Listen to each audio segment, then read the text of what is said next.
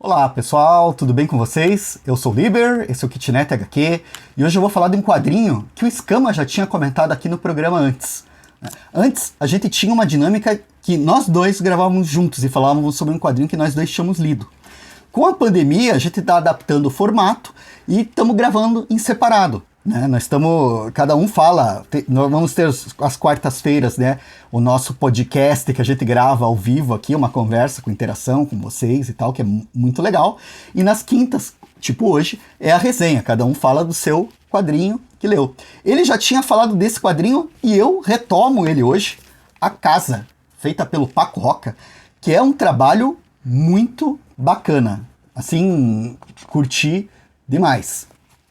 A tradução foi feita pela Jana Bianchi, né? E é publicado pela Devir Editora. A Devir já tinha publicado um livro do Paco Roca, o Rugas, no qual ele contava a história de um personagem que é idoso e que está começando a sofrer de Alzheimer. E as memórias começam a se perder. E é um trabalho muito sensível, muito bacana, um drama. E ali a gente vê essa questão da memória, da vida, das coisas que passaram, né? Tem um bocado de nostalgia, tem uma questão que eu acho muito interessante, que é a da mortalidade, que eu quero ressaltar aqui, que foi uma das coisas que me chamou aqui na Casa, a atenção.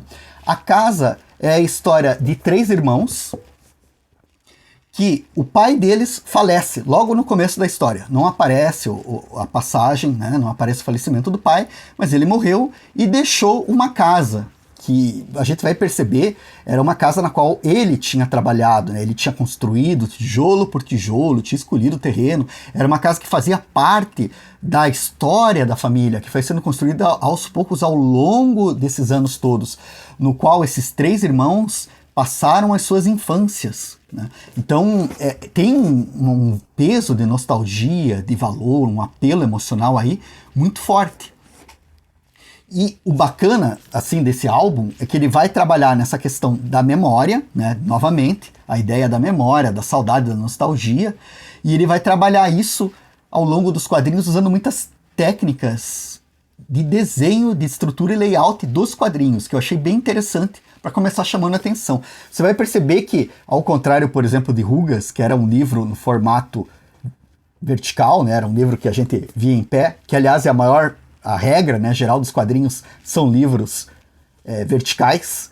Esse daqui é um livro horizontal, ele é deitado, né? Você vai abrir ele quase como um livro ilustrado, né? E as grades, os quadrinhos que a gente vai ter, o Paco Roca usou um conjunto de grades, né, que pode dar, às vezes, até algum problema para leitura, às vezes. Eu vou mostrar umas questões aqui. Mas é muito interessante porque você vai ter o diálogo entre esses personagens, você vai ter o ritmo dessa história marcado, que é um ritmo bem lento, bem de conversa, bem de parar, de contemplar. Então, eles estão entrando na casa, estão comentando, tem um problema ali de vazamento no banheiro. Enquanto eles conversam, do lado, os quadros, num outro ritmo, mostram esse vazamento, assim. Então, lembra um bocado a relação de tempo que os quadrinhos orientais, né, o mangá, usa. O Scott McCloud fala isso no Desvendando os Quadrinhos, essa coisa da pausa, da contemplação, a troca de quadrinhos aspecto para aspecto. Você não fica só numa cena, né, acompanhando aquele personagem que ele está fazendo, mas você tem vários pedaços desse cenário, você tem focos em vários detalhes desse cenário que ajudam você a parar um pouco, a contemplar, se sentir como você estivesse lá. Então esse não é um quadrinho agitado. A Casa é um quadrinho daqueles que você para, senta, respira e começa a olhar. Às vezes vem memórias, às vezes você simplesmente se concentra no que o momento presente está te oferecendo. E isso já é o tipo de quadrinho que eu adoro, né? Sou fã. E você vai ter que ele vai usar muito a cor. A cor tem uma força muito grande nesse quadrinho enquanto elemento de linguagem, tanto para trocar os ambientes, quanto principalmente para trocar os momentos. Então, certos momentos que estão separados por décadas, memórias e tal, você sente a mudança justamente pelo uso da cor. Fora, é claro, né, a mudança dos personagens. Tem uma sequência que eu separei aqui, que eu acho muito bacana, que O irmão mais velho, ele tá cuidando da casa, e daí o filho dele, que tem uns 12 anos, tá com ele na garagem, começa a chover, né? E eles estão ali conversando sobre jogos e brincadeiras, e o cara tá revirando as caixas, tá achando coisas da infância dele, e você vai ter um momento que os quadros muda o tom de cor, e você vai ter um momento assim em que ele viaja para o passado. Você vai ter uma cena, um flashback, mostrando a relação com o pai dele, uma cena na garagem, que também estava chovendo, que ele ajuda o pai dele a fazer desenhos, para fazer um quadro de ferramentas. E esse lance da chuva acaba unindo o passado e esse presente. E é uma cena, ela é simples, mas ela é muito bonita. Ela lembra muito como as coisas que a gente viveu ficam com a gente, fazem parte da gente. As pessoas que a gente amou, aqueles pequenos momentos singelos, eles continuam com a gente para sempre. E isso é muito bonito. O jeito que ele coloca aqui é muito bacana. E nessa mesma sequência, tem uma questão de linguagem que eu acho muito interessante ele colocar, porque tem uma hora, nessa página aqui em específico que eu estava lendo, e eu li errado. Eu passei dos quadrinhos de cima para o quadrinho da direita, né, como que nem mostra a setinha aqui, porque era o sentido de leitura que eu imaginava que tinha que ser, né? Linha reta, que é o que a gente está acostumado. Mas não. Essa diagramação que o Paco Roca usa, a gente tem que perceber que às vezes você vai ter um bloco de quadros num dos lados que você lê como se fosse uma página, enquanto que os outros quadros do lado formam uma coluna à parte, né? Como se fosse uma outra página, que é o caso dessa daqui. E isso não é um demérito, não é um problema para a obra, né? Não é que, meu Deus, que horrível. Só que, como é uma obra que brinca muito, que pede que você se abra, que você crie empatia, que você entre na história desses personagens, né? Você, de repente, está lendo ali e lê o quadrinho errado, lê na frente o que você devia ter lido depois, parar assim, pensar, porra, mas peraí, para onde é que eu vou? Isso quebra a imersão. Daí, isso, embora eu acho que não seja uma tragédia perto do que a obra oferece, da proposta dela, fica um ruído ali no fundo, sabe? Aquele ruidinho, assim, sabe aquela captação de som que podia ter sido melhor, assim. Não chega a comprometer, mas foi uma coisa que acontece algumas vezes durante a história que eu acho que podia ter sido consertada, assim, sabe? Não sei.